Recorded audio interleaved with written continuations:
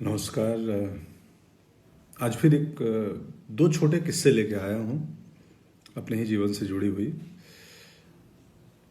हम 2004 में मुंबई आए थे 16 अक्टूबर को सपत्नी पत्नी के साथ, और ये तय करके आए थे कि अब अभिनेता बनना है, हिंदी सिनेमा में काम करना है तो मुंबई चलते हैं।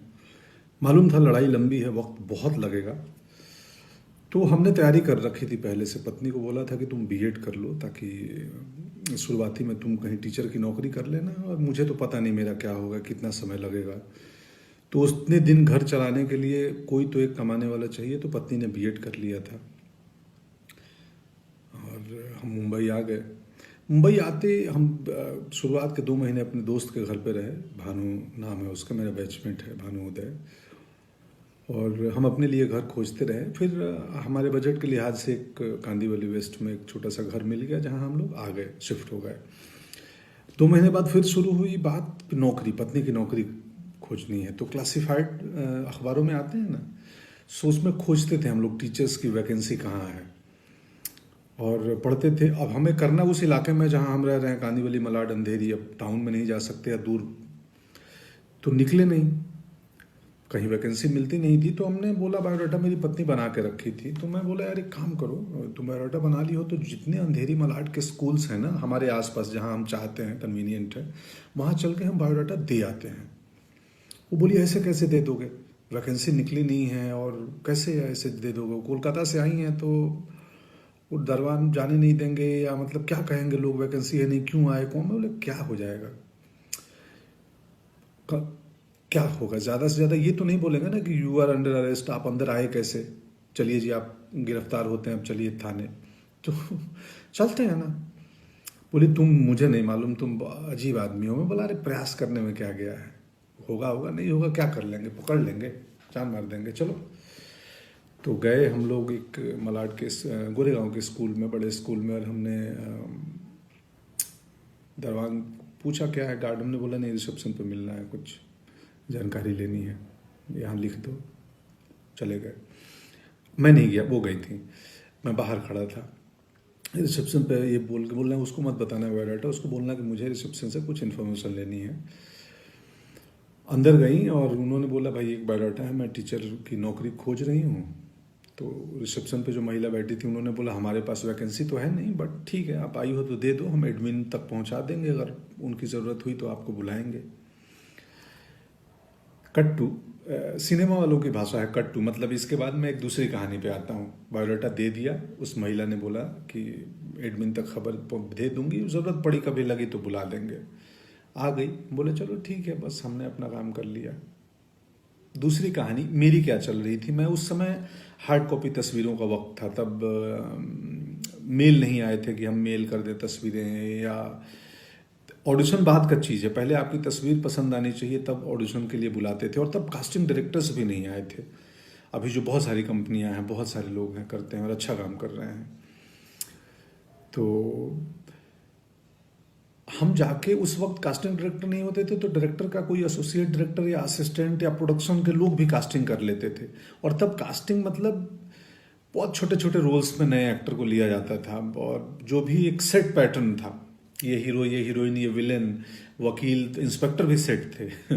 तो 2004-5 की बात है ये। तो मैं जाता था दफ्तर में, दरवान रोक दे, कहीं बड़ी कंपनी किसी फिल्म ऑफिस में गया, तो मैं बोलता था कि यार मेरे को बोला किसने बुलाया है, मैं बुलाया नहीं, मेरे को ईश्वर जी भेजे हैं कि वो राहुल, रवि, जो भी नाम है उस एसोसिएट की, उनसे मिलना है, ईश्वर जी भेजे हैं। बोला अच्छा। वो फ़ोन करे कि भाई कोई आए हैं, पंकज नाम है, ईश्वर जी भेजे हैं। तो बोले अच्छा कौन, भेज दो भेज दो, मिलता हूँ, देखता हूँ कौन। या अंदर पहुँच जाए, छोटा दफ्तर हो, रिसेप्शन तक पहुँच गए सीधे, तो फ्रंट डेस्क पे जो भी रिसेप्शन पे महिला बैठी हैं, जी हाँ क्या। मैं बोला एसोसिएट डायरेक्टर से मिलना है। तो किसने भेजा है आपको, कैसे आए हो, क्या है रेफरेंस।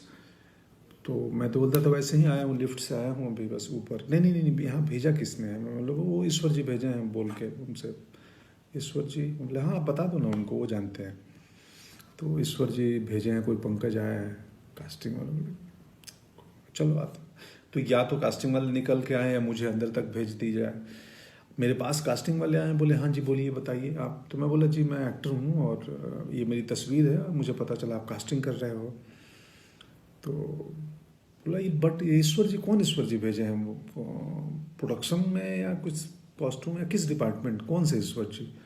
मैं हंस देता था, बोलता था वो ईश्वर जी जो उधर बैठे हैं, जो सबको भेजे हैं दुनिया में। तो कई लोग हंस देते थे, ये 2-4 बार ही हुआ, अक्सर नहीं हुआ है ये किस्सा। कई लोग हंस देते थे और बोलते थे यार बढ़िया सेंस ऑफ ह्यूमर है या बढ़िया अप्रोच है तुम्हारा, लाओ तस्वीर दो, कहाँ से एक्टिंग सीखे हो, क्या किए हो। एक आध नाराज भी हो जाते थे। 2-4 बार किया था ये। मुझे मेरे दोस्त आज ही फोन आया था दिन में, हेमंत का, तो उन्होंने बताया कि यार तुम याद है तेरे को तो ईश्वर जी बोल के कहीं घुस जाते थे कि ईश्वर जी भेजे हैं। तो याद आया। और हम एक्टर्स को कैसे पता चलती थी कि कास्टिंग कहाँ हो रही है, एक इन्फिनिटी मॉल है अंधेरी में, वहाँ पे बहुत सारे एक्टर्स शाम को बैठते थे और वहाँ इन्फॉर्मेशन एक दूसरे को दी जाती थी। हम इतने वहाँ इकट्ठे होने लगे कि बाद में मॉल के जो सिक्योरिटी मैनेजमेंट सिक्योरिटी वालों ने हमें खदेड़ दिया कि तुम लोग चले जाओ, यहाँ भीड़ नहीं चाहिए। उसमें पूरे हिंदुस्तान के गांव खेड़े से छोटी जगहों से आए हुए हमारी तरह एक्टर्स थे, बहुत सारे बहुत सारे। बाद में सुजान सिंह चौक बन गया, वो भी एक एक्टर हैं सुजान जी। हम बहुत सारे दोस्त थे, अब नाम लूंगा तो 1000 नाम हो जाएंगे जो वहाँ बैठते थे।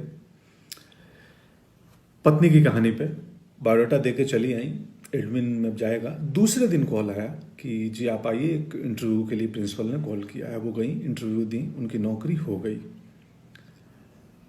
पढ़ाने लगी, हमारा दुकान चल गया और मैं ईश्वर के बहाने से दफ्तर दफ्तर घूमते रहा। मेरे ईश्वर काम नहीं आ रहे थे, कास्टिंग नहीं हो रही थी।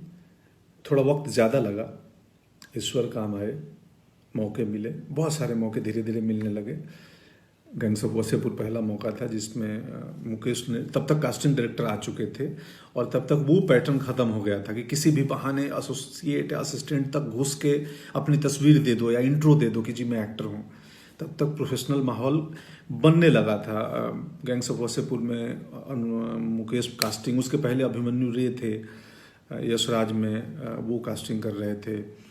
तो कास्टिंग डायरेक्टर्स का चलन हो गया था। हनी भाई आ गए थे, जोगी भाई आ गए थे, ये सब कास्टिंग डायरेक्टर्स हैं। बाद में अभिषेक की कंपनी आई। सो बहुत सारी अभी कंपनियां हैं कास्टिंग की काम करती हैं बॉम्बे में। सो पत्नी की नौकरी लग गई और मेरे ईश्वर कुछ सालों बाद काम आए और जब प्रोफेशनल हुआ माहौल तो हमें काम मिलने लगे। और बाद के दिनों में अब तो इतने ज़्यादा काम मिलने लगे कि घर पे किसी एक को रहना ज़रूरी है, मेरे और पत्नी में से।